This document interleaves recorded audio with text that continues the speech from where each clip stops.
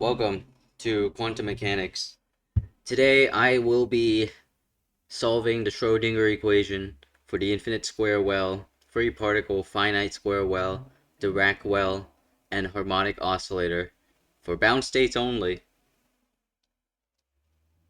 Bound states only.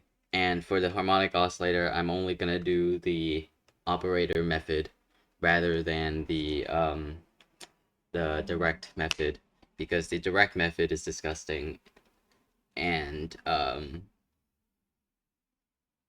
like to take what people have done and abuse them. No, I don't want to abuse that person. I want to abuse a method, just the method, not the person. But anyways, I'm gonna do this raw. There's no preparation. I've literally just learned about this like a couple weeks ago. Um, so this might go terribly. I have no reference, absolutely no reference. This is kind of a test for me as well. So this might turn out not very well. I might put out a formal, better version later on, but for now, this is just gonna have. This is just what we're gonna have to make do with. So yeah, let's start. So the Schrödinger equation is what? Well, the Schrödinger equation is minus I h bar partial t of the wave function is equal to the Hamiltonian applied to the wave function, right? That's the that's the Schrodinger equation.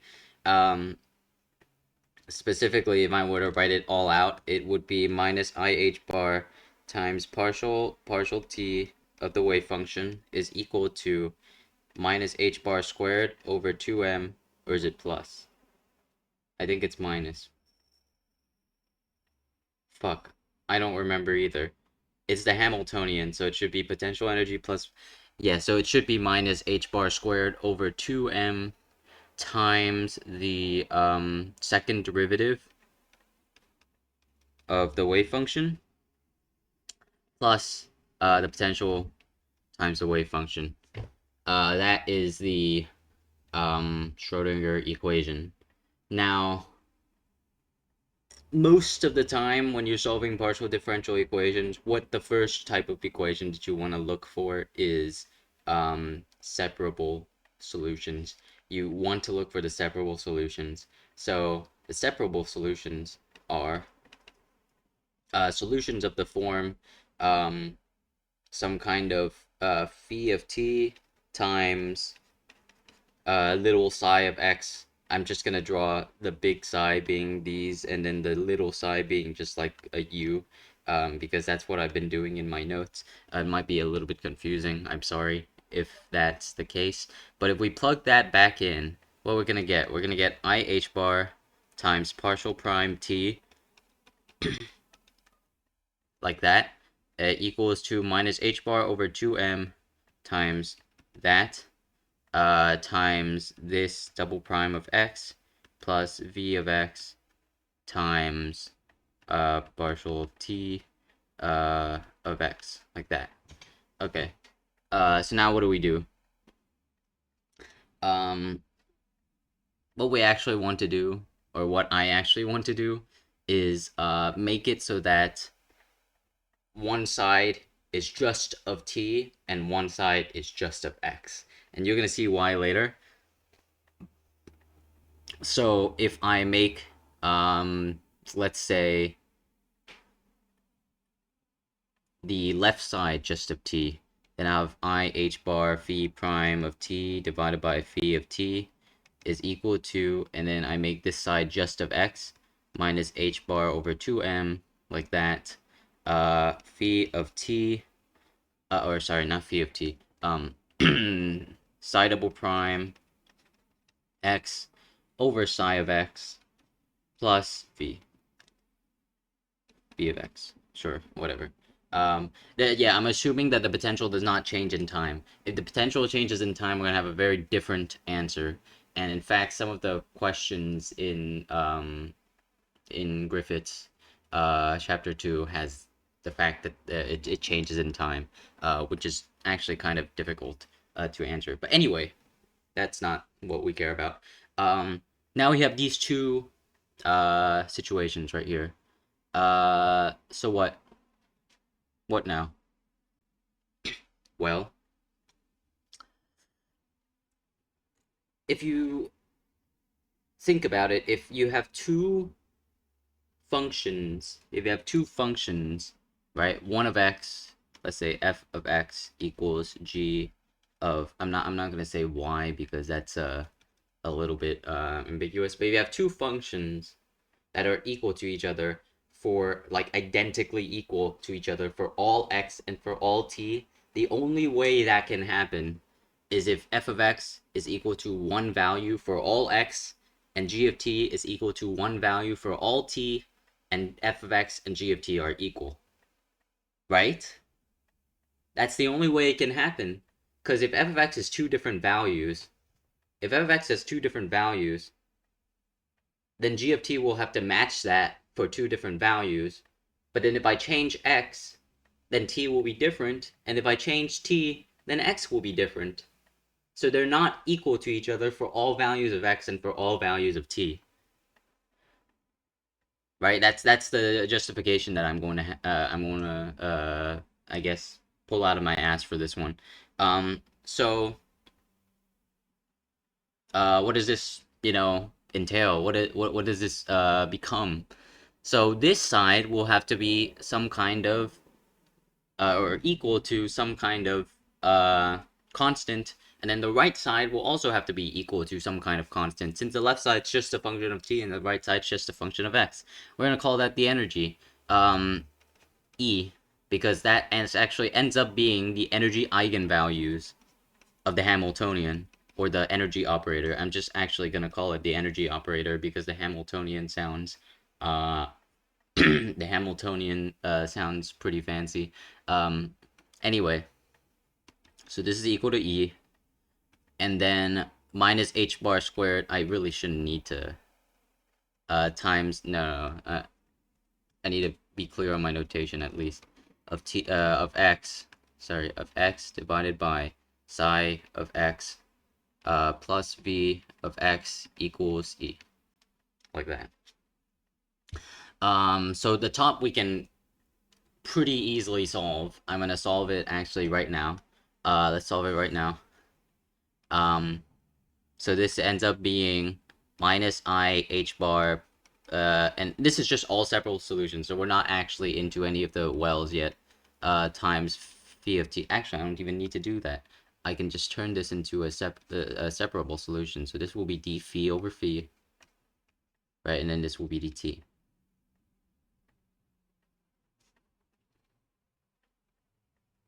I think so. If I got, did I get the Schrodinger equation wrong? I really hope I didn't. What is the Schrodinger equation? Shit. Schrodinger equation. I'm looking it up right now. I don't remember what the Schrodinger equation is. I don't remember if I missed a negative sign or not. Okay. I am incorrect. I apologize. This is positive. Positive. There you go. I still don't remember the Schrodinger equation after all this time. But yes, like that. So, IH bar times d phi over phi equals e dt. And to solve this differential equation is very easy. It's just IH bar natural log of phi is equal to et plus c. But most of the time our t is going to be 0. So our c is just going to end up being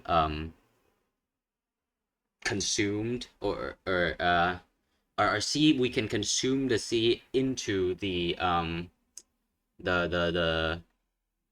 phi part, or not the small psi part. So the x solution to the total solution of the Schrodinger equation, we can just consume the c into that, right? Rather than uh having to worry about the c here, because the c is going to end up being determined by the normalization condition anyways.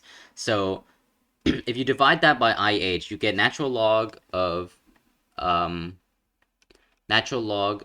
is equal to ET over IH bar. So phi is equal to e to the et over I h bar, or e to the minus I et over h bar. And that's going to be, for any energy that we find, that's going to be the solution for the energy. So if we, I guess I should put En. That would be a little bit more suggestive, but that's the solution for the energy for now, right? Now we gotta solve this. We actually can't really solve this until we find out what the solution is, or until we find out what the potential is, not what the solution is. But this is h bar squared over 2m, right? I'm gonna put this back now. So psi double prime of x plus v psi equals e psi, right? And if you look on the right hand side right here, that is momentum squared over 2m, and this is the potential energy. So kinetic energy and potential energy. So this ends up being the Hamiltonian, the energy operator. So the energy operator acting on the wave function equals the energy giving on acting on the wave function, or energy times the wave function. So what does this mean? This means that the energy is an eigenvalue. Energy is an eigenvalue of the Hamiltonian, right? So the solutions to the Schrodinger equation, time independent, because this is only with x. Solutions to the time independent Schrodinger equations are energy eigenvectors of the Hamiltonian, and the solutions, or the energy that you get out of them, are eigenvalues of the Hamiltonian. Now, what does that physically mean? It means that when you measure a value of energy, the probability of you getting that value of energy, about the probability of you getting that value of energy is going to be determined inside the wave function, but that is one of the values of energy you can get if you measure it. Now, the expected value of the energy might be different. The expected value is probably going to be an average of many values, many different, functions, eigenfunctions, but or eigenvalues, sorry, but the amount of the like allowed energies, when you measure the energy, the only energies that you can get are the eigenvalues. And that's, to be honest, I don't know how to explain that, but that's what I read from the book. So there you go. Um, anyway, let's start solving the Schrodinger equation. For our first potential, minus h bar squared over 2m times, I'm just going to use this notation now, squared of x times of psi plus v psi equals e psi. So I'm going to call this the Schrodinger equation now, because the other Schrodinger equation is easy to solve. We already solved it. This is the new Schrodinger equation. This is the time-independent Schrodinger equation, but I'm not going to say time-independent every time. I'm just going to say Schrodinger equation. So our first potential is going to be from 0 to a is going to be 0, and it's going to be infinity everywhere else.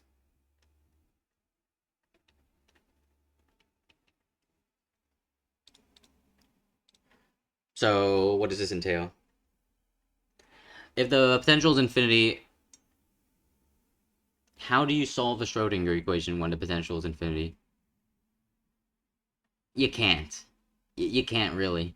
The only number that is possible, well, actually, just physically, if the potential is infinity, you need an infinite amount of energy to do anything, right?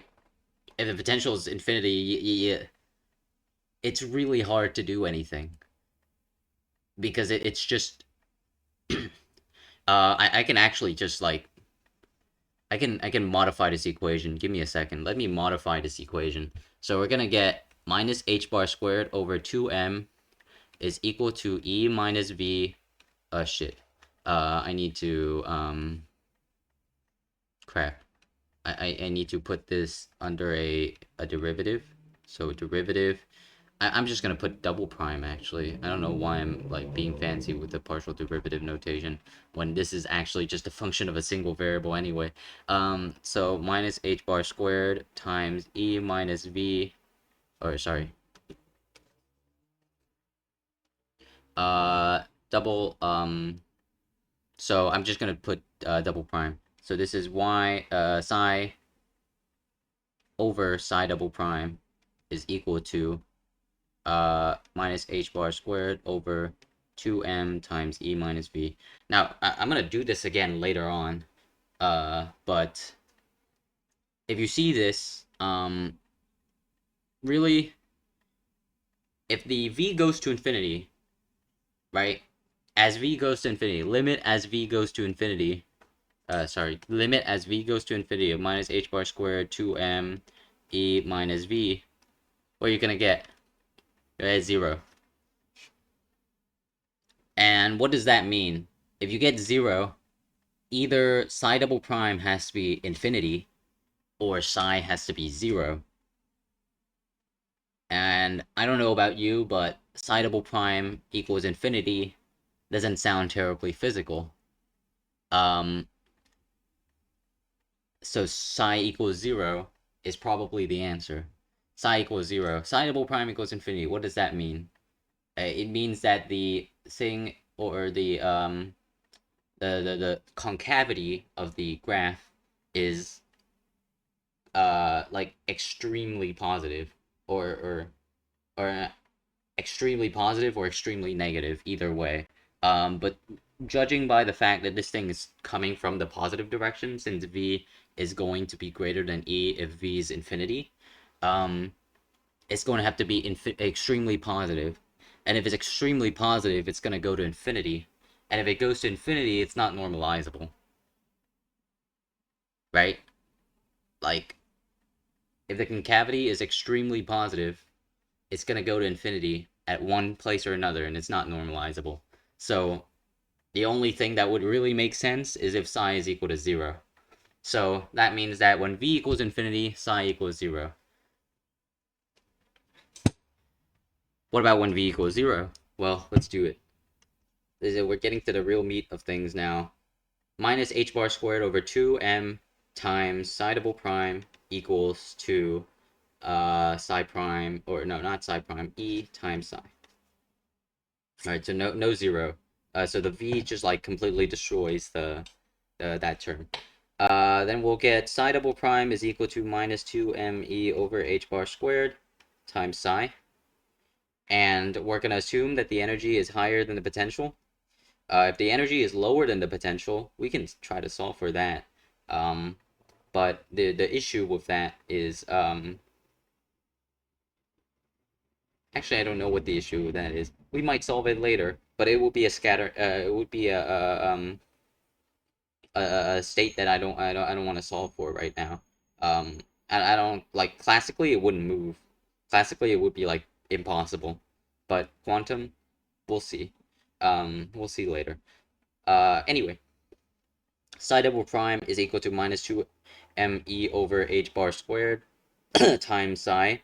So if e is positive, then we can say that k is equal to square root of 2me over h bar, and if you've taken any type of calculus-based physics, you should have seen this before. This is the harmonic oscillator. Well, it's not a harmonic oscillator potential, but it is a simple harmonic oscillator in psi. So then the solutions will be equal to what will be equal to e to the ikx, a e to ikx plus b e to the minus ikx. Or I'm just going to actually not use those, and I'm going to say it's a cosine kx plus b sine kx. These aren't the same a and b, so I'm just going to put like a tilde on top. These are not the same a and b. I can like transform them into each other, but I'm not going to do that. A cosine kx plus b sine kx. Okay. So, right, that's what we got. And I guess another unspoken rule, another unspoken thing, It's very spoken actually. If psi double prime is going to be like this, if psi double prime is going to be a step function, right? And where am I getting this from? Well, if you look right here, this is psi double prime, and this is e minus v times some value. So v or e is, we're assuming, is a constant. Psi might be changing, or might not be changing. But we're gonna, what we're gonna do is infer the value of psi double prime, or the behavior of psi double prime based on v. If you see that the v potential is step function 0, and then I guess infinity, what should end up happening, right? Or I guess I can like put it at a finite amount if I really wanted to. So psi double prime is going to be some kind of 0 and then infinity, right? Which is not terribly physical. So physicist approximation says that psi prime should probably be some kind of 0 and then massive change in or sorry, psi prime would be like the integral, right? So it'd be 0 and then a massive change in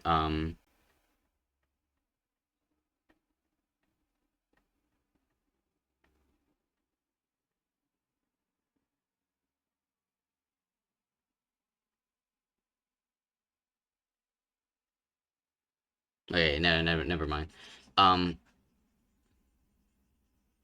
Scrap this argument. It doesn't work with infinity, unfortunately. Anyways, what you do need to know though is functions are continuous. These functions are going to be continuous. It doesn't. It's not physical for a function not to be continuous, and if yeah, bad things are gonna happen if a function is not continuous. Uh, like wave functions, they can't just jump over some type of barrier unless if you have something like an infinite like a delta function barrier, which I will talk about later. But if they're continuous, that means that yeah, so that's one thing that I'm gonna have to work on in terms of explanation. But if they're continuous, that means that at 0 they have to be 0, and at a they have to be 0, right? Because that's what our potential is right here. For 0 and a, they have to be 0. Actually, I put the less than or equal to sign right here, so they have to be continuous anyways. So that means that a cosine of k times 0 plus b sine times k times 0 is equal to 0, and a cosine ka plus b sine ka equals 0. A sine of 0 is 0, cosine of 0 is 1, so a is 0. So b sine ka has to be equal to 0. So sine ka has to be equal to 0. So ka has to be equal to 0 plus minus pi plus minus 2 pi, etc. Okay, so we have our solution of all the integers, right? So like k has to be equal to or 0 over a plus minus pi over a plus minus 2 pi over, right? Is that the correct answer? 0 or actually yeah, so plus minus pi over a, is that the right answer? No, it's not. We can't admit the negative solutions. Why can't we admit the negative solutions? Because we said that k is equal to, wait, k is equal to can we admit the negative solution? Wait, I might be biting my own words. But k is equal to square root of 2me over h bar squared. Okay, we can't. We can't admit the negative solutions because k is equal to square root of 2me over h bar squared. The energy should be positive because that's what we said so. The mass is positive because negative mass, we haven't discovered that yet in the universe. And h bar is positive because it's a constant. So k will only admit positive solutions. So k is equal to 0, pi over a, 2 pi over a, etc. And k is square root of 2me over h bar squared. So if you square it, or we're gonna try to find the energy because that's what we need to find for the time part. Um, so if k is equal to plus minus n pi over a, because where n is an integer, or sorry, not plus minus, just positive.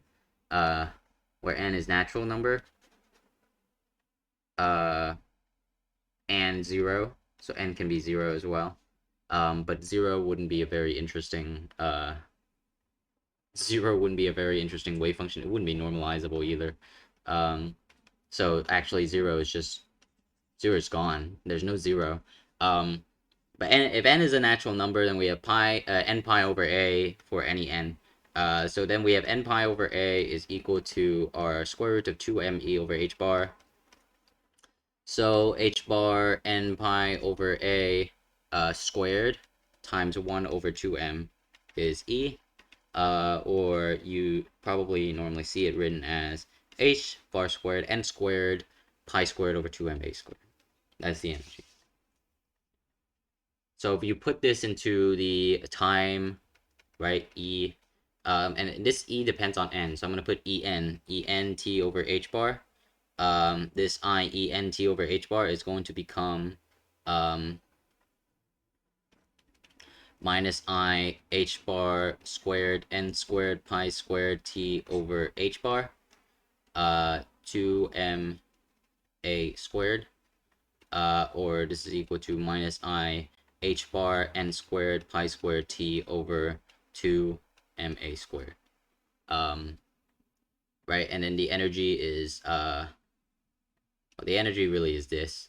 You can just put k in though. Like it's not gonna be right. Like if you have k in here, you have h bar squared k squared. That'll probably look a little bit more appetizing. So you have k here, and you have k. H bar is equal to square root of 2me, or h bar squared k squared over 2m equals e. So e to the minus I h bar squared k squared over 2m t over h bar, or e to the minus I h bar k squared over 2m t. Alright, that looks better than all of this shit. But we're not done yet because we've got to figure out what b is. What is b? So we know that psi is equal to b sine of ka. Right, psi is equal to b sine of ka. And we figure out what k was. So it's b sine of k times, or sorry, k is n pi over a, or sorry, not k, kx, b sine of kx. So n pi x over a, like that. Gotta normalize it. So let's normalize it. So squared of dx is equal to 1. From not minus infinity to infinity. Well, minus infinity to infinity, but most of it is just 0. So it's 0 to a. So that means that b squared times the integral from 0 to a of sine squared of whatever the fuck we had, n k pi over a, I think, or n pi x over a dx. This has to be equal to 1. What's the if you know the trig identity, it's 1/2, and then minus cosine of 2 of that,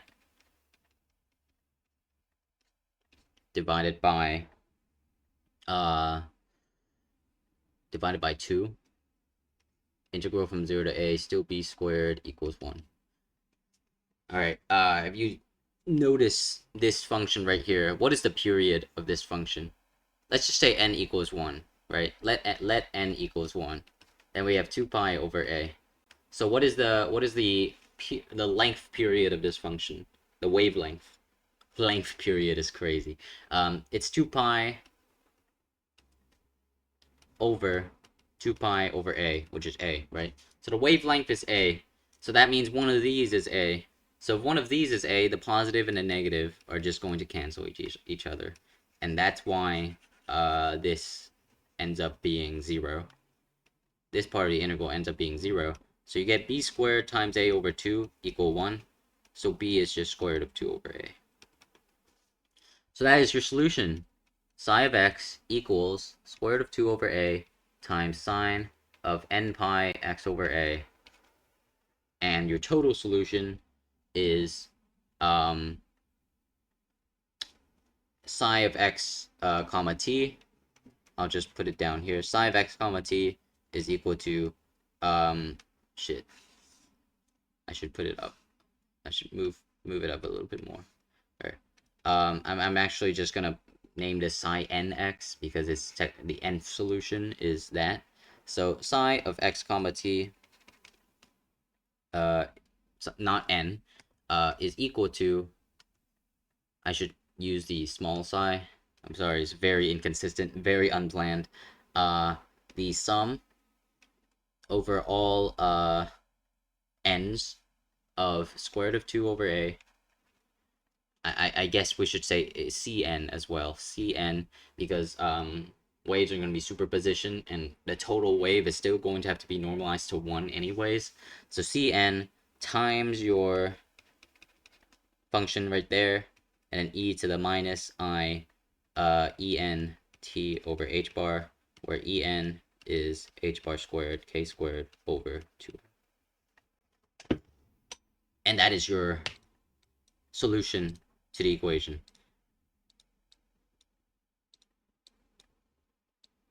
Right there, solution. Right, so how is this useful? Well, if you see a wave acting a certain way, you can decompose, right, its eigenfunctions, decompose what eigenfunctions form it by something called Fourier's trick. And Fourier's trick really stems from the fact that if we go back to sort of our vectors stuff, we can notice that if you have an orthonormal basis, if you have a basis that's let's just say x, y, right, the 3D plane, say the 3D plane. I have the 3D plane, and I want to get something from a vector. I want to get the x component of a vector, right? So let's say we have vector v is equal to 1, 4, 0. I want to get the x component of this. So how do I do that? How do I get the x component of a vector? Well, I dot product it with a unit vector in that direction, right? So v dot x, I'm just gonna call it x hat, or v dot I hat is equal to 1, 4, 0 times 1, 0, 0, right? I should probably use brackets instead of square brackets, because I'm going to use these more. I'm going to use square brackets instead for Dirac notation. But this is equal to 1, right? And if you want to get the component of a vector going in that direction, if you want to get like the vector component of a vector going in that direction, basically the projection of that vector, what you have to do is you have to take that again, or you have to take the x hat, right? And then times it by this. So v dot x hat times x hat is equal to 1, 0, 0. So how do you rebuild the vector based on this? If you want to rebuild this vector, you have to have the x component plus the y component plus the z component, right? So we know how to get the x component, v dot x, and we know how to get the x vector, v dot x times x. So our vector is just v dot x times x plus v dot y times y plus v dot z times z.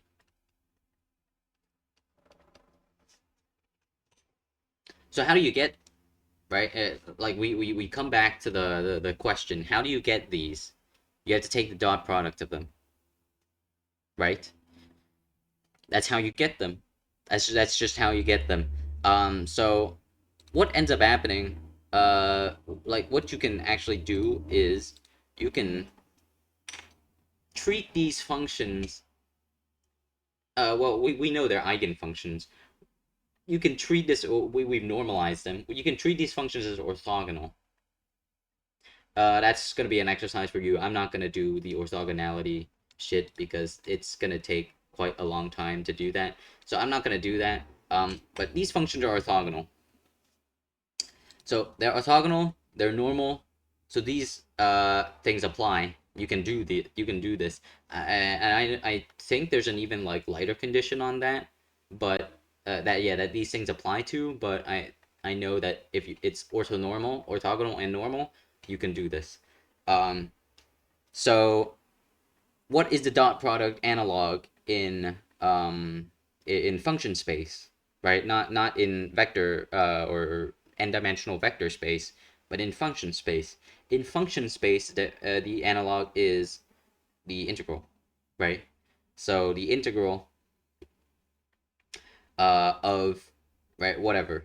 So if you want your function, or you can write your function psi of x comma t as right. I wrote it right here. The sum of psi the sum of cn psi n psi n of x times e whatever, right? X times e to the minus I e t over h bar, right? So in this case, psi x of t is equal to, or the analog to the vector, and psi n of x right here are functions. Actually, this entire thing is our function. This entire thing is our function, right? And Cn is v dot x. So Cn is equal to fuck, it's orange, whatever, orange. Cn is equal to v dot x. What's v dot x? V dot x is psi of x comma t dot with this psi n of x e to the minus et over h bar dx. Now, what does a dot product actually mean? What does a dot product actually mean? Because the dot product is like doesn't really make sense, right? To like dot product um two different things.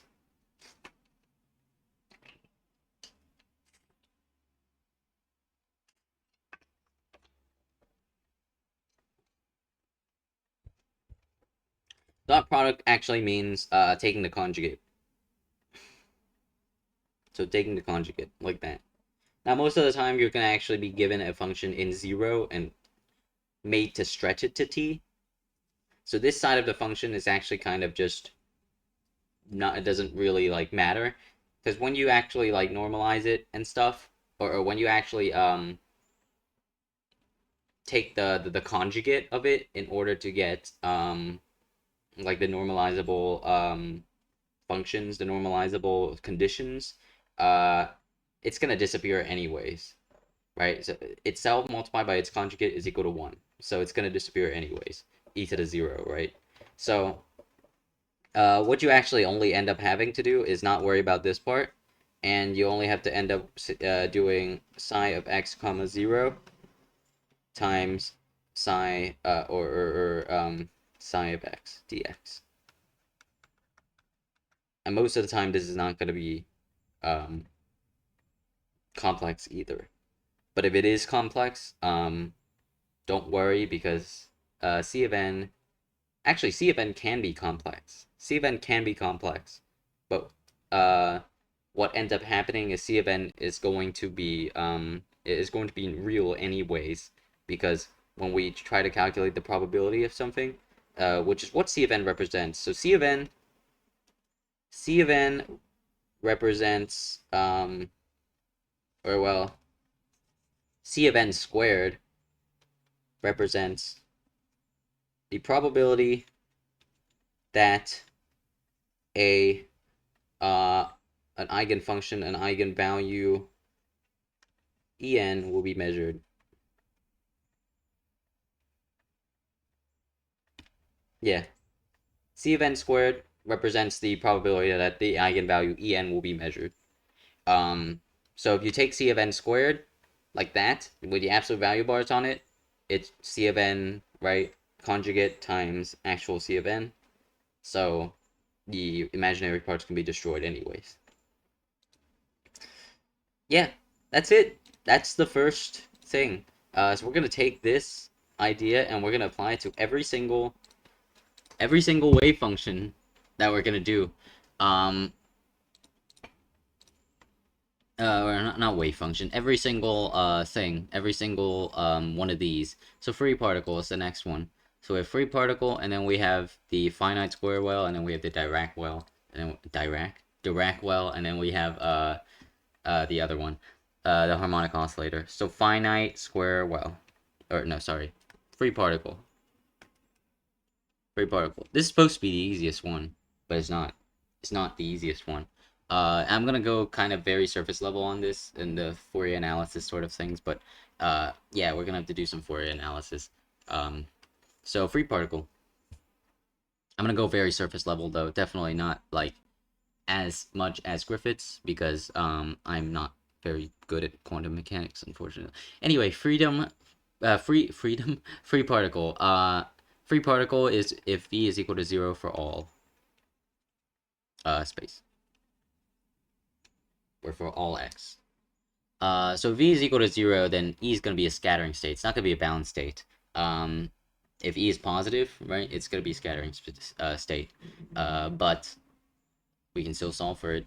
So if e is a scattering state, or if e is positive, then we're going to have e times psi is equal to the minus h bar squared over 2m psi double prime. So we get the same answer. Psi is equal to e to the ikx plus e to the minus ikx, some kind of a plus b, right? So a to the ikx plus b e to the minus ikx. What are these? What are they? Like, what are they actually?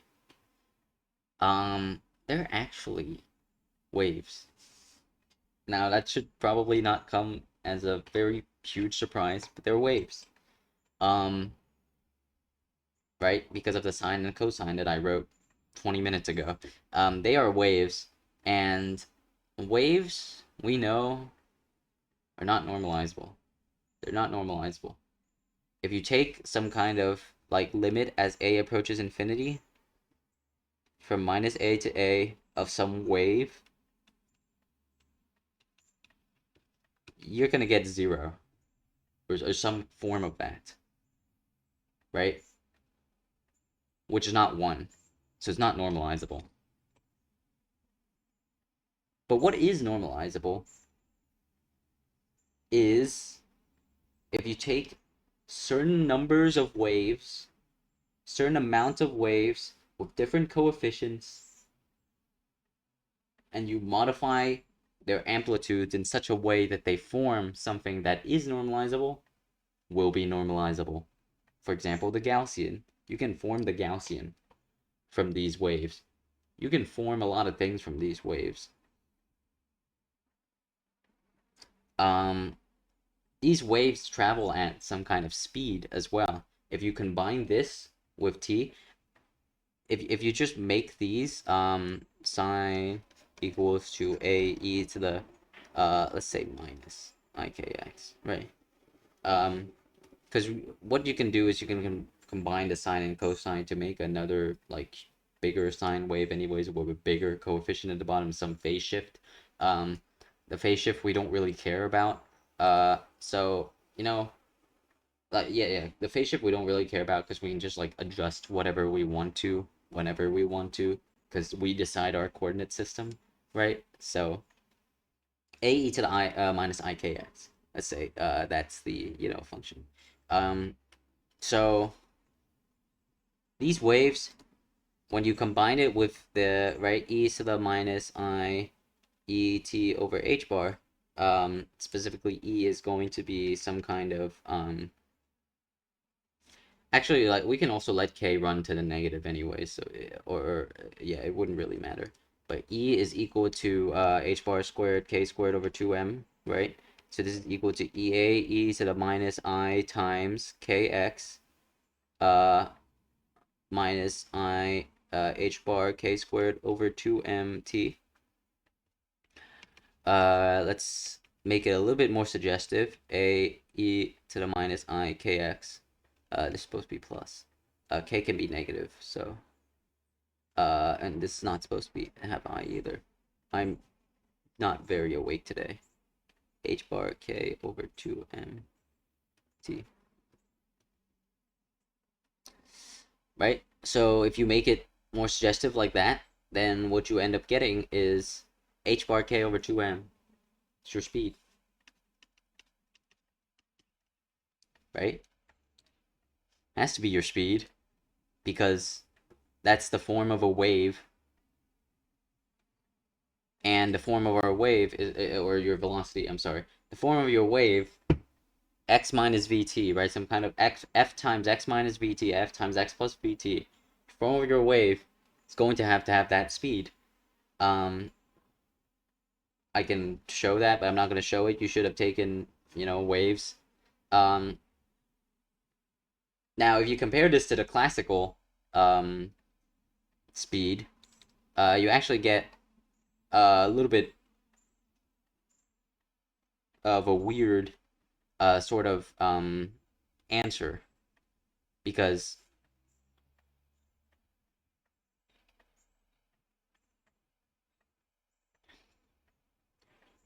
we know that this right velocity right here, when you apply this to it, you get this is equal to the square root of e over 2m. Uh, so right, if you just take the square root of it, um, this is what you're gonna end up getting. Square root of e over 2m. We can try to check dimensions. This is kilogram meter squared per second squared. It becomes meter squared per second, meter squared per second squared. Take the square root of it, meters per second. Yes, it's velocity. But classically, we have 1/2 mv squared is equal to e, which means we get this is equal to square root of 2e over m. Right. So what's up with this? You can read Griffiths for that. I'm actually not going to explain it. One of them is something called the group velocity, and one of them is something called the phase velocity. And the phase velocity is basically what the wave is moving at, and the group velocity is what the entire wave is moving at. It sounds weird, but if you have something like a pulse like that, right? The speed at which this is moving, this entire envelope is moving, is called the uh group velocity, and the speed at which these individual things are moving is the phase velocity. But that's not important. Um, at least not that important in the grand scheme of things. What is the important thing is we got to make this normalizable. So how are we going to make this normalizable? I said that there could be a combination of different right c's and stuff that we can use, and that is a function that's going to have to be a function of different values of k. Actually, we or all of the energies are allowed. Every single energy is allowed. Because if you go back to the infinite square well and you expand the a to infinity, right, you're gonna end up getting e equals 0, or e equals some very small number times n squared. So eventually, every single energy is gonna have to be allowed, right? In our infinite square well, only a discrete number of energies could be allowed, but if you make the well big enough so that it's infinity, every single energy you can reach. So if you can reach every single energy, that means you can have every single value of k. Um, so we gotta pick and choose our values of k, uh, such that right we get we get a normalizable function. And in fact, from Fourier analysis, um, we can actually figure out what our values of k are. In fact, phi of k is equal to 1 over 2 pi times the integral, or square root of 2 pi, sorry, times the integral minus infinity infinity of e to the ikx dk dk. I left a gap here. Actually, I'm sorry, not phi of k. Phi of k is supposed to go inside actually. Um, our wave function, our wave function is equal to this times phi of k.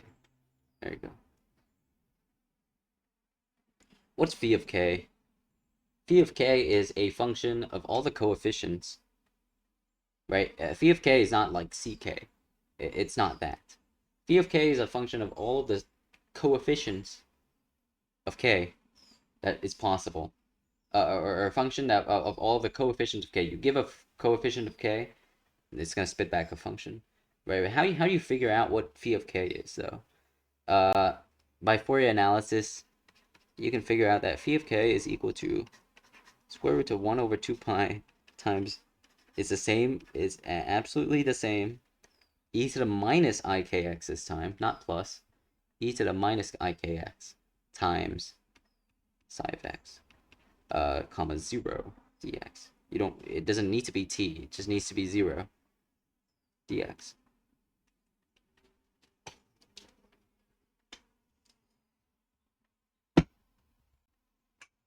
Right? So, I guess this is actually a little bit misleading because I put phi of e to the ikx only, but it's supposed to be e to the ikx times e to the minus. I'll actually just put that as well. E to the minus I e k t over h bar. Um, yeah, that's the answer. But I didn't do that because I'm lazy and I forgot. So phi of k we can figure out by this. Because if you just put this back, you put 0 in here, you get 0. So or you get times 1, everything times 1. So I can prove to you that this works. I can't prove to you what Fourier's theorem is, but I can prove to you that this works. Psi of x comma 0 is 1 over, right, is actually what I said, 1 over square root of 2 pi times minus infinity infinity e to the ikx times psi of x commas or phi of k dk times e to the 0. So if I just plug that in here, I get phi of k is equal to 1 over square root of 2 pi times integral minus infinity infinity of e to the minus ikx. I'm probably gonna have to switch some, or we have dx and dk right here, so I guess we're fine. But 1 over square root of 2 pi times minus infinity infinity e to the minus ikx times 1 over square root of 2 pi times minus infinity infinity e to the positive ikx phi of k dk, not dx, dk, right? And then dx. So it should work. I hope it works. Let's see. So what is this? We don't know yet. We don't actually know what this is. But we can put this out, so we can get 1 over 2 pi times integral minus infinity infinity e to the minus ikx times integral minus infinity infinity e to the positive ikx phi of k dk. Now, since they're both minus infinity infinity, we can change the order of the bounds. So we can put phi of k outside. So this becomes minus infinity infinity e to the minus ikx times phi of k times the integral minus infinity infinity e of positive ikx or well, I think what I'm doing is illegal. Um,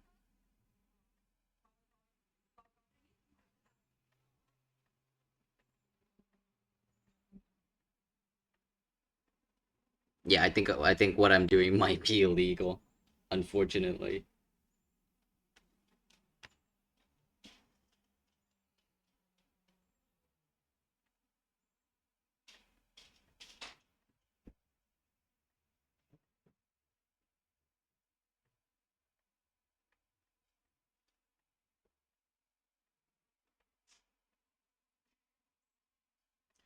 All right. Uh, I should probably figure out how to solve this. Um, Good exercise for you guys if you guys want to solve this as well.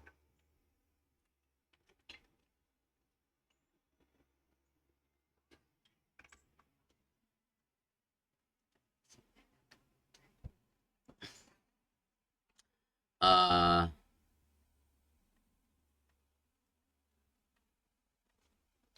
I could do some integration by parts. Maybe that will work. I don't think that's gonna work. I don't think that's gonna work actually.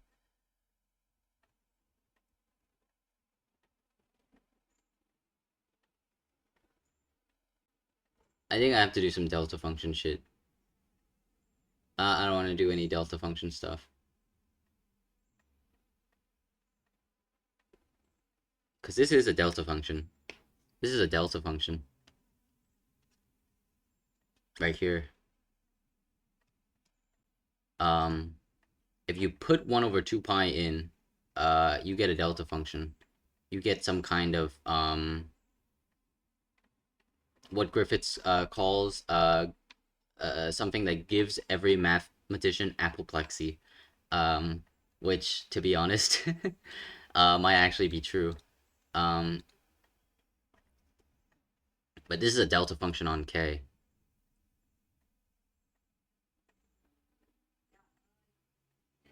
All right, let's try to do that then. Um, so we switch the order of the bounds, um, because that's what we want to do. Um, if you put 1 over 2 pi in, you get minus infinity infinity e to the minus ikx times phi of k times 1 over 2 pi, right, times the delta function, uh, dx. So this becomes delta of x dk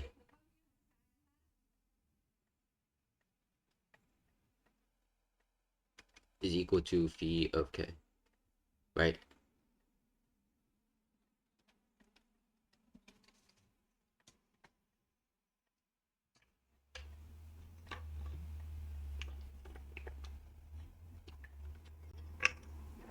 Now I'm worried that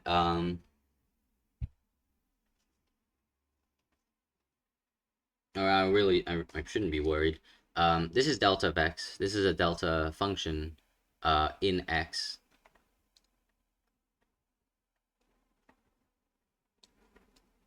I lied. It's not a delta function of x. It's a delta function of k. Um, is delta function in k, and we have some kind of f of x, comma k right here.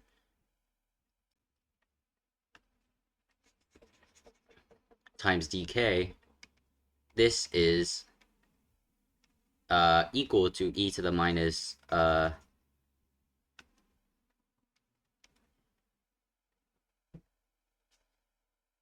yeah, I guess e to the minus ikx times phi of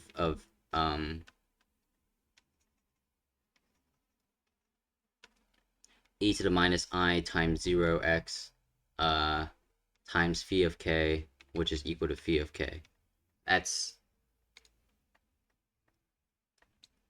I think that's the only thing that I can come up with. Um, I I need to go back on this and prove this again. Because that was pathetic. That was terrible. But anyway, let's move on. to the next thing, which is the finite, right? The finite square well. All right, let's do the finite square well because this is easier. This is something that I can actually get over. I can actually do the finite square well. Um, Unlike the free particle, because I'm not good at Fourier analysis. Anyways, finite square well. So finite square well, let's say our v is now equal to minus v naught for, well, 0 everywhere else, but minus v naught for,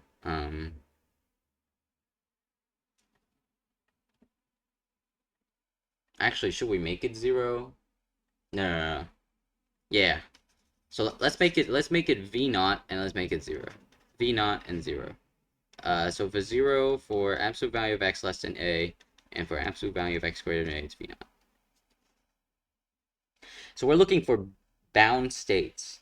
That means that the energy cannot be greater than v naught at infinity. The v naught has to be greater than energy at infinity. So what we're going to get is minus h bar squared over 2m times double prime is equal to e minus v times psi, right? So psi double prime, psi double prime is equal to 2m times e minus v naught over minus h bar squared, right? So I'm actually gonna put that condition down.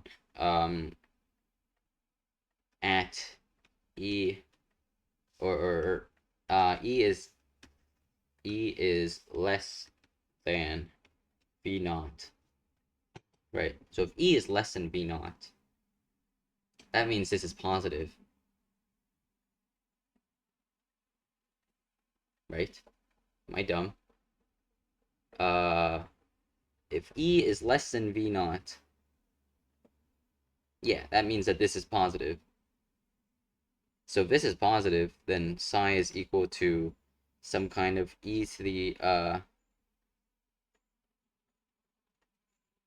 kx, ae to the kx, or sorry. So I'm gonna define k then for kappa. Kappa is equal to a or 2m times e minus v naught over h bar.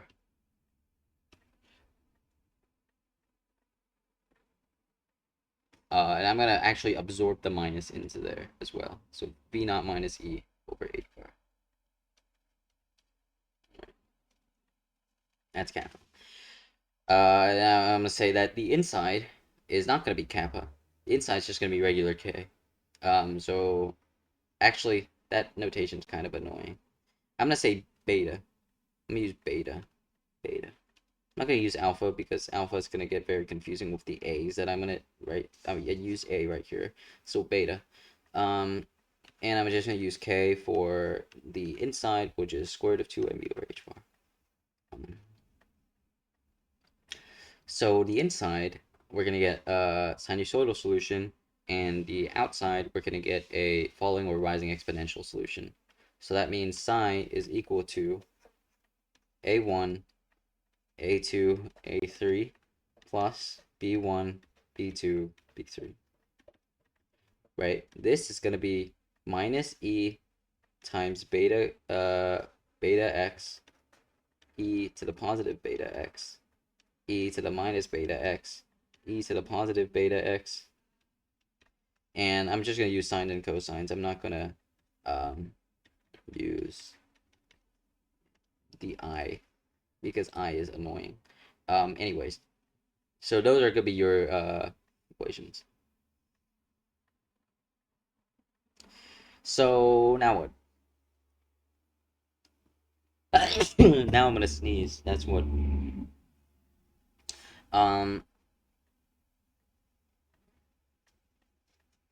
Now there's actually well, first let's check for normalization, right? First we have to check for normalization. Second, I can actually present my argument and it'll actually function like the way I wanted it to. A1 and B1 for normalization, right, this, I'm saying that this is before a gets to negative a, or x gets to negative a. This is when x is bigger than a, and this is when it's between negative a and a. So for x smaller than negative a, what's gonna have to end up happening is it's gonna have to be normalizable. So it's gonna have to go to 0 at infinity. So what solution is not possible then? If it goes to negative infinity, this blows up. So this is not possible. Similarly, if this goes to infinity, this blows up. Not possible. In the inside, it's gonna be possible. Everything's inside's gonna be possible. But there's gonna be one little caveat that I have right here. The caveat is that when you have an even potential, the solutions are only going to be even or odd. And I'll show it to you. H bar over 2m times psi double prime of x plus v psi, right? This is v even. So when the potential is even, the solutions are only even or odd. Equals e. Right? So if psi even, then it's pretty obvious. If you just put negative x right here, you get minus x plus v of x psi, or v of minus x psi of minus x psi of minus x plus equals e psi of minus x. If you pull out a the even functions have a property that psi of minus x is equal to psi of x, so it solves the Schrodinger equation. What about if it's odd? Well, if it's odd, you have, right, psi double prime of minus x plus v of minus x times psi of minus x equals e of times psi of minus x, right? What do you end up getting? You end up getting positive h bar squared over 2m psi double prime of x plus v of x, or I'm sorry, not plus, minus v of x. Remember, v is even, v is not odd. Psi of x equals minus e psi of x. And if you just multiply by negative 1, you get the same thing as this. So it can be odd or even. How do I know it can't be anything else? Well, actually, that's not wrong. Every function can be written as a combination of odd and even functions. That's something that you prove in linear algebra. I'm not going to prove that right now. Every function can be written as a combination of odd and even functions. And if you know that fact, then every function can, right? If you figure out all of the odds and even functions that satisfy this equation, combine them, you figure out every function that satisfies the equation. So, let's do that. Let's figure out all of the odd and even functions that can satisfy this equation. This makes it easier for us. So let's do even first. So for even, we're gonna let our reduce psi, so psi even equals 2b1 e to the bx, b2 cosine kx, and h3 e to the minus bx. So, right, that's the evenness of the function requires that b2 cosine k, requires for it to be cosine at the center, and also requires a3 to be equal to b1. Otherwise, it wouldn't be even. So this is actually equal to b1 e to the bx, b2 e to the e to the, or cosine of kx, and then b1 e to the minus bx. So now the argument for it being continuous will actually suffice, because look at this. We have v is equal to this, right? So v is equal to this right? V determines psi double prime, as I've said before. So psi double prime will get you some kind of, right, whack potential like this. So what does that mean for psi prime? For psi prime, that means that, remember, psi double prime is a slope of psi prime. So psi double prime is a slope of psi prime. Slope is 0 here. It has to go up and then 0 and then up. Something like that. If it goes up and then 0 and then up, it's continuous. Can it not be continuous? No, it can't. It can't not be continuous. Because this is integrable. This has to be continuous. Right? If it's not integrable, then yeah, it's not continuous. But this is integrable. You can integrate that pretty easily. So that means that psi is differentiable. Or, well, yeah, if psi prime is continuous, psi is automatically continuous by math. So that means that it has to be continuous. So let's do at minus a, right? So at minus a, the left side is going to be b1 e to the minus a beta, and the right side is going to be equal to b2 cosine of minus k alpha, or minus ka. And if you take the derivative, you're going to get b1 beta e to the minus a beta is equal to b2 times minus k, or sorry, not minus k, because the originally it was just cosine, but we put minus in there, times sine, right? I guess if you have the negative as well, then it'll be sine, times minus k, or minus ka, right? Which just ends up being, because of the fact that sine's odd, like that. And this also ends up being b2 cosine of ki, right? So how do you solve this? How do you solve this? How do you solve for b1, b2? Can you solve for b1, b2 right now? Not really. It's difficult to solve for b1, b2 right now. So we're going to do something else. We're going to say this is, we're going to substitute this into this, or we can divide the functions, but we can substitute this into this. We get b2 beta cosine of ka is equal to b2 k sine of ka. So what does this mean? This means that b2 b2 cross out. Sine over cosine is tan, so beta equals k tan of ka.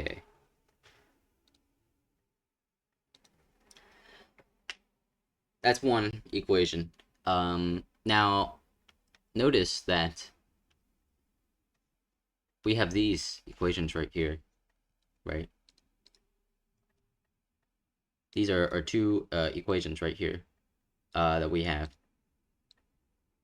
I can do beta squared plus k squared, right? This is one equation.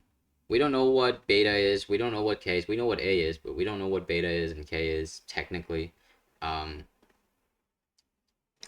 We can set beta squared plus k squared. And what are we going to end up getting? Beta squared is 2mv naught minus e, right, over h bar squared. And it's 2me over h bar squared. So we're going to be left with 2mv naught over h bar squared.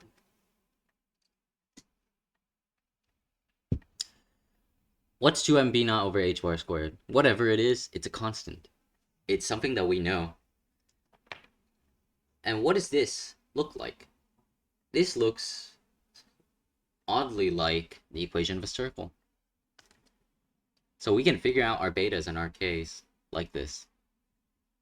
We can also figure out our b1s and b2s like this. But that will be very messy, and that we'll actually have to use a computer for. We also actually have to use a computer for this. But yeah, anyway. B squared plus k squared equals some kind of radius squared. Or r. I'm just going to use r, not real numbers. R squared. So we let r is equal to, right, that. So what can we say? This is b equals k tan of ka, and beta squared plus k squared is equal to r squared. So if we draw the graph of this,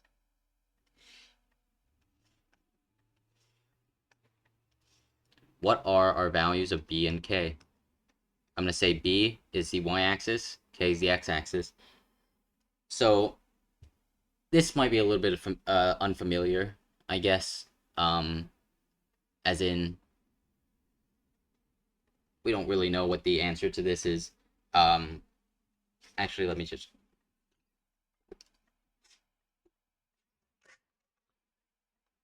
clean this up a little bit. Kind of nasty.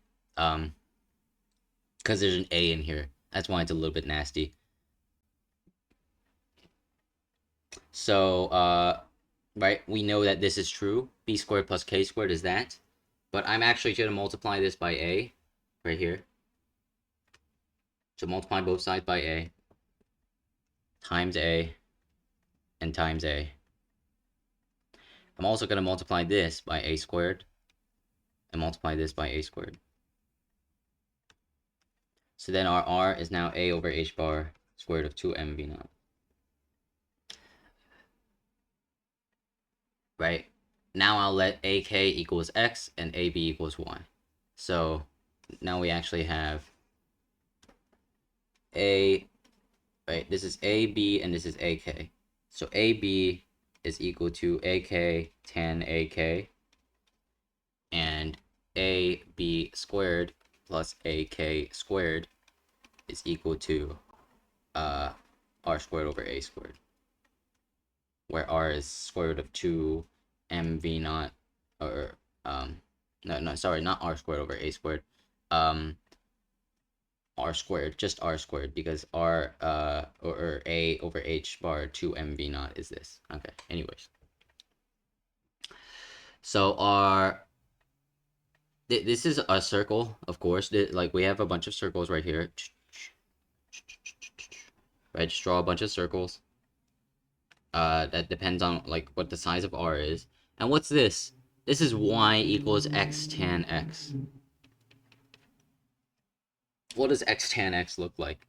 Near the center, it looks kind of like a quadratic, but right at pi over 2, it peaks off. Pi over 2, let's say 3 pi over 2. We don't really care about negative solutions, so pi over 2, 3 pi over 2, right? Pi over 2, something like that, right? So circles and these graphs. So it looks like tan, right? It looks like tan, but it looks more, it's like more stretched later on. But to be honest, tan probably dominates anyway. But it looks a little bit more stretched. This is not a function that you can really know the answer to. Is a transcendental equation. It's not like you can guess it. You can try to guess the equation at some point by doing a Taylor expansion at that point, but it wouldn't be very useful for very long, because right, pi over 2, 3 pi over 2, they're discontinuities at every like n plus 1 over 2 pi. So yeah, that's the reason why. And right, if you stretch this to infinity, if r goes to infinity, then what does that mean? If r goes to infinity, then v naught is right, either a can go to infinity, or which is like the size of the well. So if a goes to infinity, we get the free particle, which is a little bit strange, because the e stuff won't exist anymore. Or v naught can go to infinity. If v naught goes to infinity, we have the infinite square well. If we have the infinite square well, then our solutions right, are just like that. Well, actually, they're at infinity and like that. Right? They're straight and at infinity. So that means your solutions at the infinite square well, as right, the square well goes to infinity, is at pi over 2, 3 pi over 2, 5 pi over 2, etc. Right? So like this is equal to or this is I guess the x values. So if the x values is ak, then ak is equal to this. AK is equal to that. So if AK is equal to that, then 2AK, which is the size of the well, uh, is equal to pi, 3 pi, 5 pi, etc. What do you notice about this? This is strange because where's the other half? Right? When we figured out the infinite square well, we had 2 pi, 4, pi, 2 pi, 3 pi, 4 pi, 5 pi, 6 pi. Where's the other half? We haven't solved the equation yet for the odd functions. So what we want to find is the other half for the odd functions. So let's try to find that. Um, but yes, this is how you would find b, and this is how you would find k. If you take 2ak equals this, and ab will be right. It will be infinity at the infinite square well, but b will not be infinity at you know right at the points where you want it to be. Um, right, and k is just following the energy, right? B is infinity, that makes sense because b naught goes to infinity, b obviously goes to infinity. Um, but if it's not, then right, you can find b, you can find k, and by that you can actually end up finding e, and if you find e, then it'll be it won't be trivial, but it'll be easier to like each value of e, it will be easier to find the solutions after you find e, or you can just find k and b. But yeah. Now what about the odd solutions? So for the odd solutions, we have so employing the same arguments, we have uh right. Let's copy this over here. So these are still gone. We have a3 now is minus b1, so this is equal to b1 e to the beta x a2 sine kx and minus b1 e to the minus beta x. Right, it has to be minus because right it's an odd solution. It reflects it's symmetric on the origin, is what it's called. We can apply our same boundary conditions. So minus ba equals a2 sine of minus ka and b1 e to the minus ba, or sorry, b1 times a e to the minus ba is equal to a2 cosine minus ka. Um, or sorry, a k cosine minus ka. All right.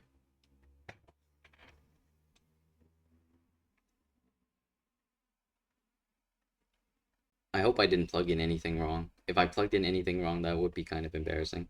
But anyway, uh, so right, what we can do is we can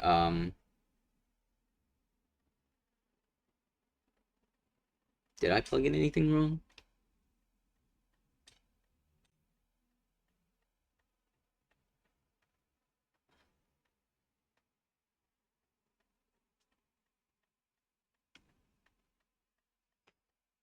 I think I plugged in something wrong. Um,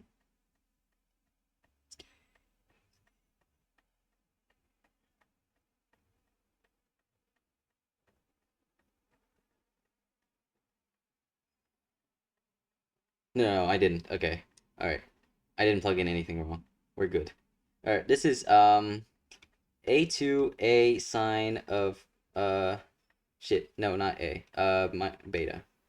Beta.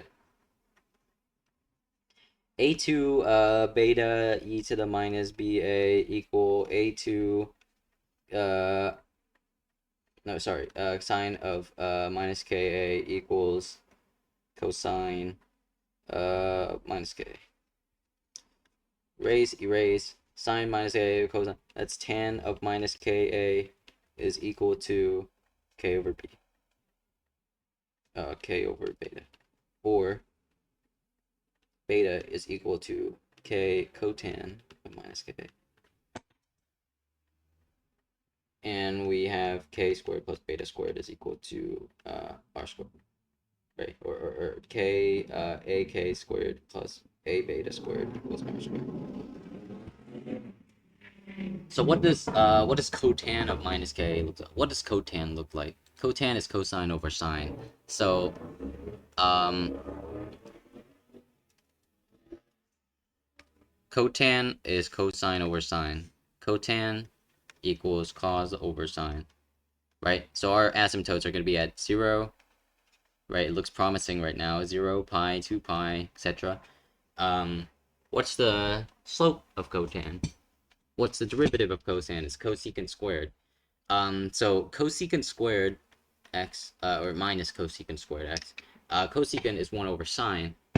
Sine from 0 to pi is positive, so cosecant is negative. So it looks something like this.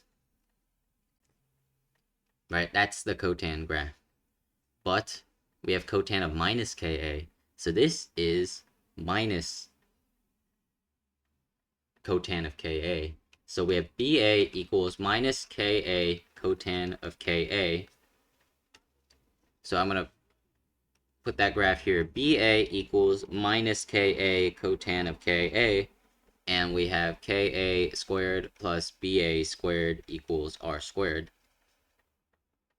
So we get the other solutions,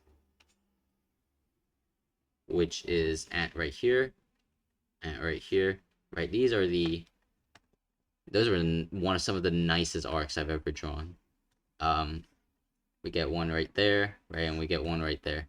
Or these are not the even solutions; they're the odd solutions, right? So the even solutions I'm going to denote in purple are right here, right here, right here, and the odd solutions are in blue, right? And if you have something of this radius, that was a pretty good circle.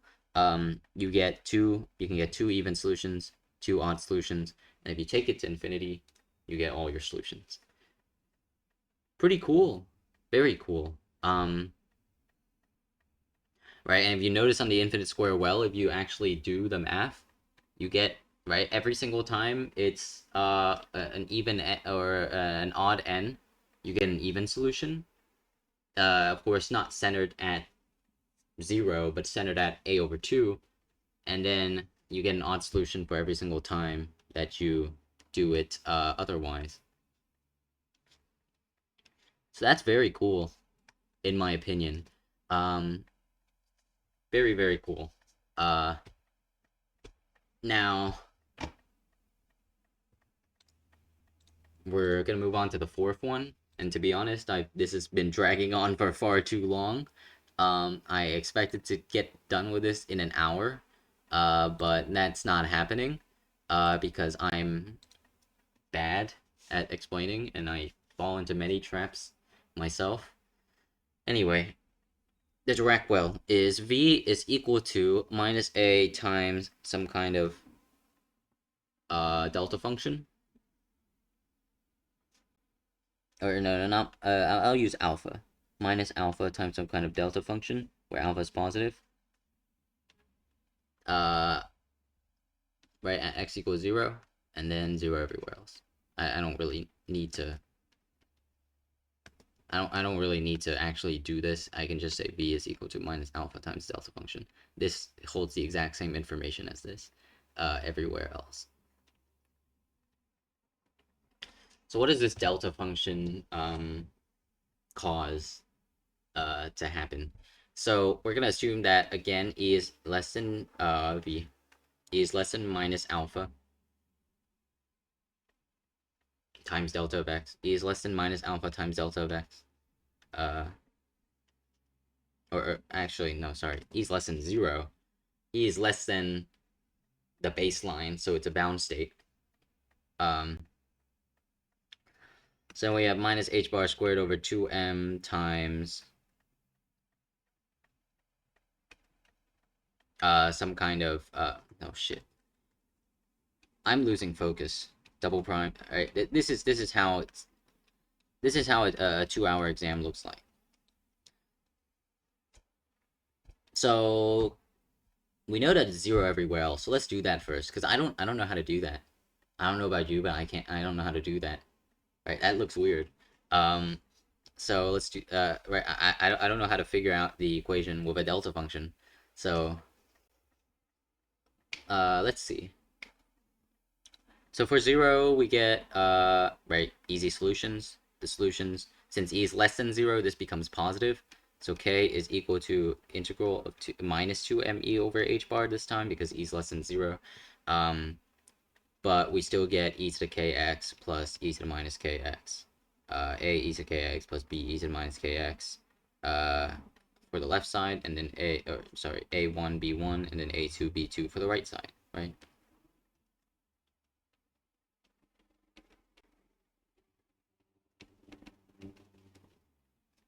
What relations do we have on a1, b1, a2, b2?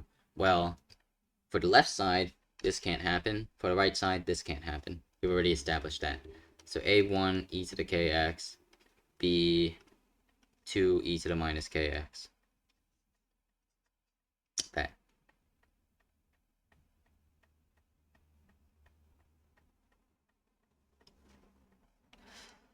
So we have to satisfy continuity, which we can do right now. Satisfy continuity. So a1 e to the I guess e to the 0 equals b2 e to the 0. So a1 equals b2. I don't know why I did that, but a1 e to the 0, b2 e to the 0. So a1 equals b2. So a1 and then a1. E to the kx, and then b2 a1 e to the minus kx. But what's a1?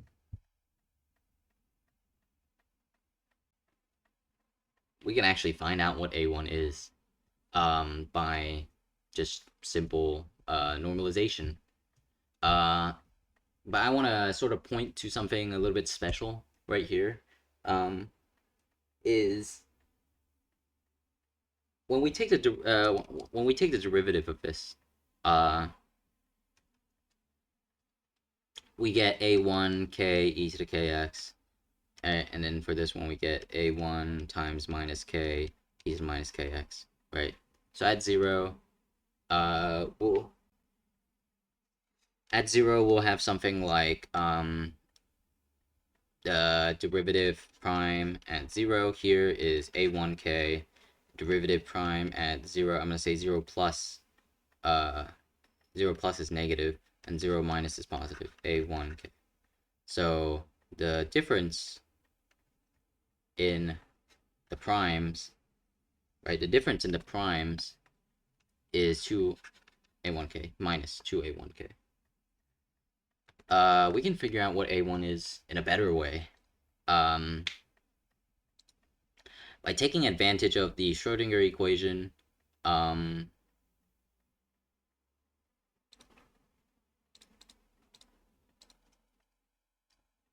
Schrodinger equation logistics, I guess we could say.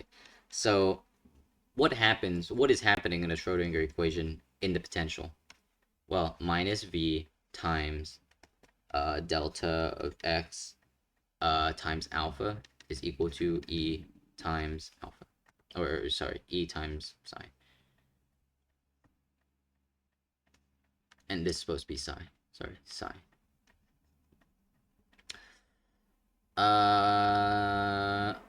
Let's take psi to one side, right? Let's do that. So, or let's just isolate this guy basically. So psi double prime is equal to 2m over h bar squared minus times e plus psi of x times alpha, or delta x times alpha times psi, like that. Now let's integrate, right?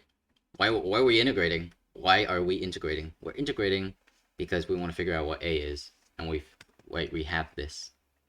So integrate.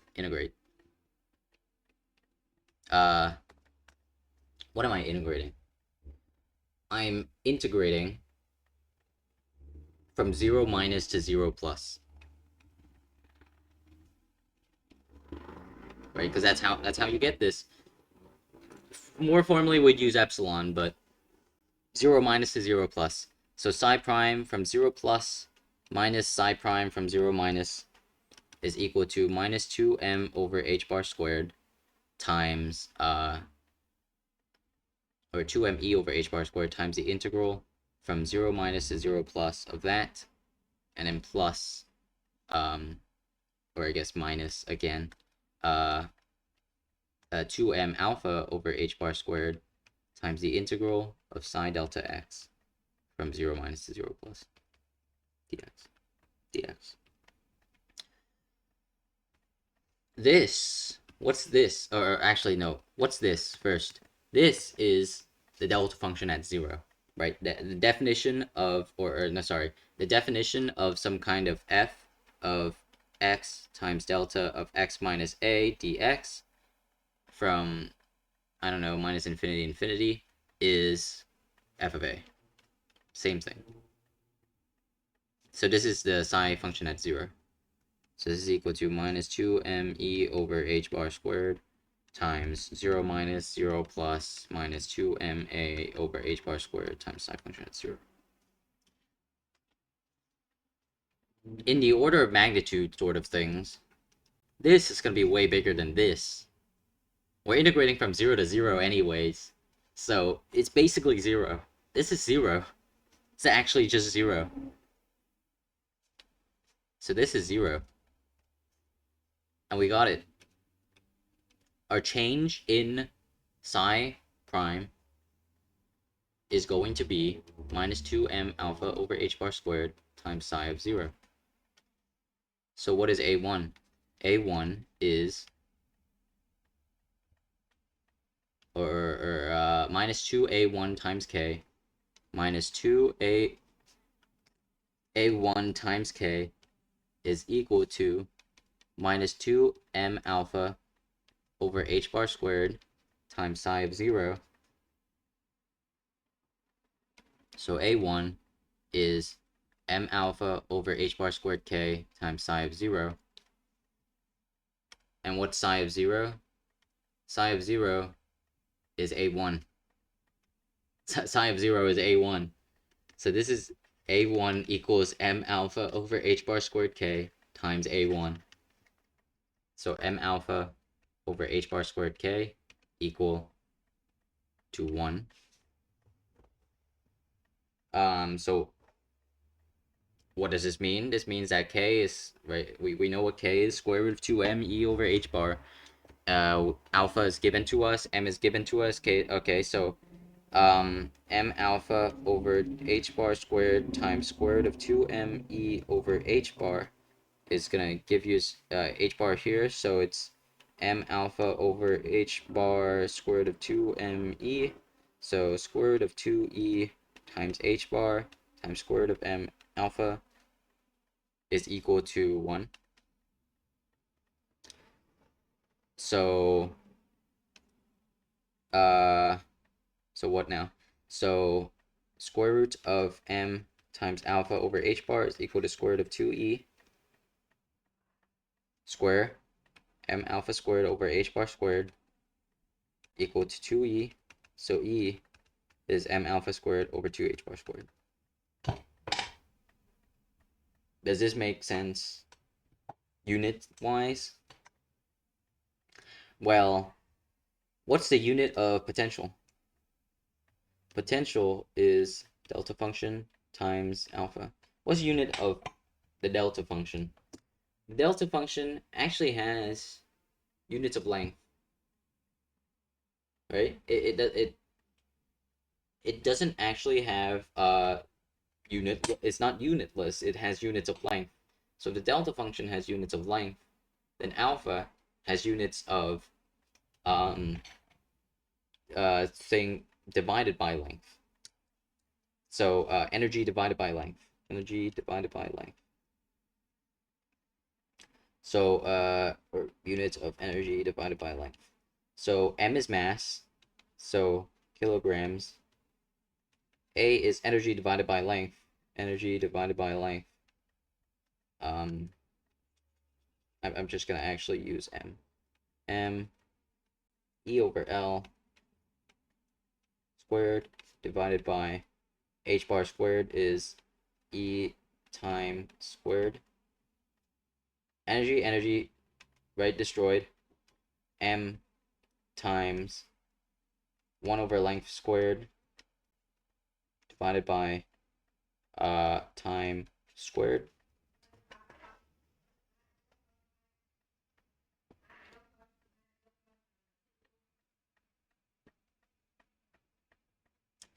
I'm sorry. Delta function has units of 1 over length, not length. Reason being is if you take some kind of value, this in this case it's x, right? But if you take some kind of length value, ax for example, this holds true. So that's why it has units of 1 over length. All right. So this has the units of energy times length. I noticed that mistake quite quickly. Energy times length. So this becomes ml squared over t squared, which is indeed units of energy. Nice. Very, very, very nice. So that's the energy. So from that, or from that kind of energy, how would you figure out? I'm sorry, this is supposed to be negative, negative, negative, negative, negative, negative. Right? It's because the energy is negative anyway, so it's minus. So how would you figure out what the answer is?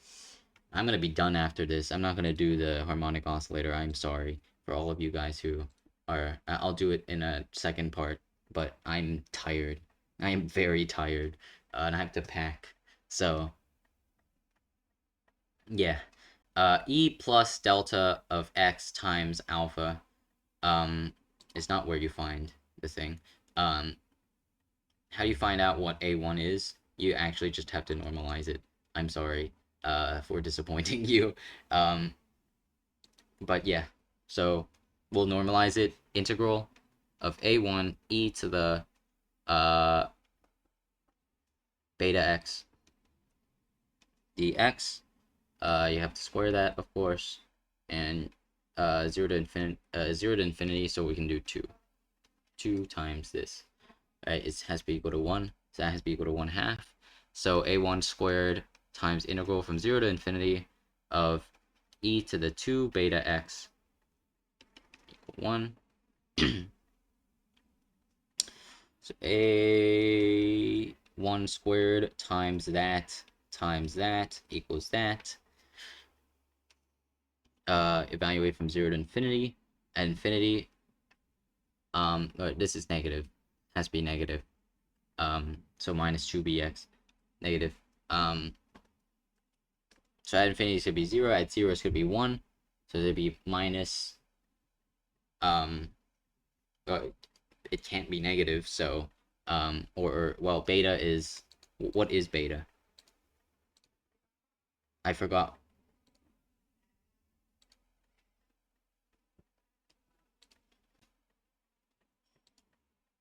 Why did I use beta? I used k, right? Yeah, k. This is supposed to be k. Sorry. kx. kx, 2kx, 2kx. Alright, k is equal to square root of 2 minus me over h bar. Or h bar. So then you get, this is minus, so this is minus. So minus minus, that's a1 squared over, or a1 squared equal to 2 beta. So a1 is equal to square root of 2 beta. And what's beta? Beta is, or sorry, k. Stop using beta. K.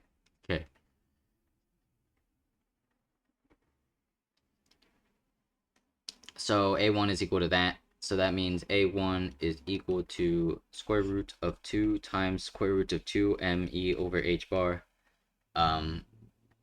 Where we know what our e is that m alpha squared over h bar squared. So that's equal to square root of 2 times square root of 2m times m alpha squared over 2h bar squared.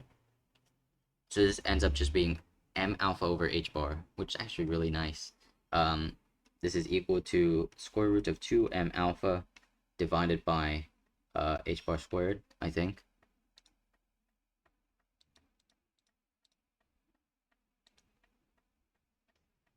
Am I stupid? 2m alpha over h bar. This, oh yeah, I forgot the 2. I forgot the 2 in front. Alright, so this actually just ends up being k. 2 in front. So this actually just ends up being k. So this is square root k. So this is that. This is that, and this is that. So it's square root of 1 m alpha over h bar squared.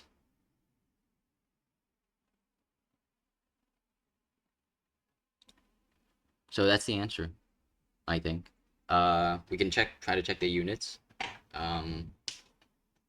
E to the minus kx should be unitless, so a1, so h bar squared is units of, this is units of kilograms times alpha is units of energy times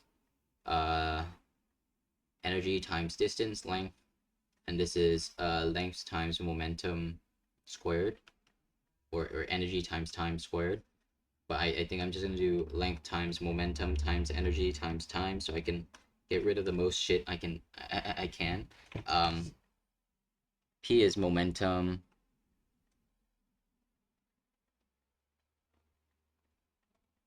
P is momentum. Momentum is kilograms times times velocity,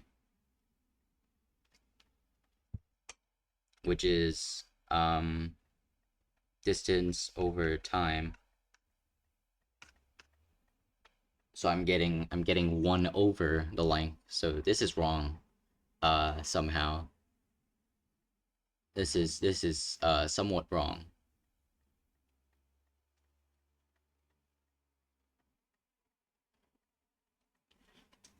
A1 e to the kx dk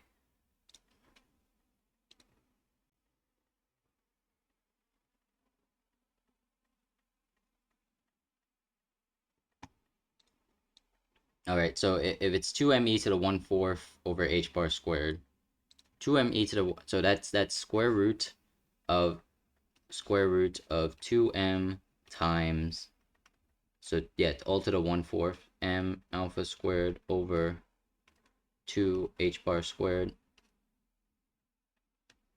divided by h bar.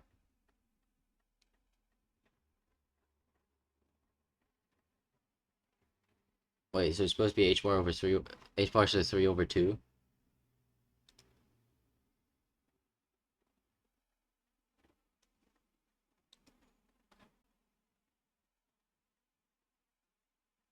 Oh, it's square root of k. So it's supposed to be, oh my gosh. Oh my gosh. I really need to, yeah, I really need a break or something. M alpha over h bar. So that's the answer. The answer is psi is equal to, I can do this, or I can just put in a square root e to the minus m alpha. Sorry, that's wrong. Square root of m alpha over h bar times e to the minus m alpha, or sorry, e to the minus k, which is square root of 2m alpha,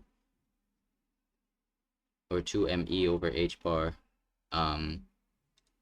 which can actually just be simplified to m alpha for h bar squared, which is what I had last time. M alpha over h bar squared times the absolute value of x, right? And the energy is equal to m alpha, or the energy is equal to m alpha squared over 2 h bar squared, or negative that.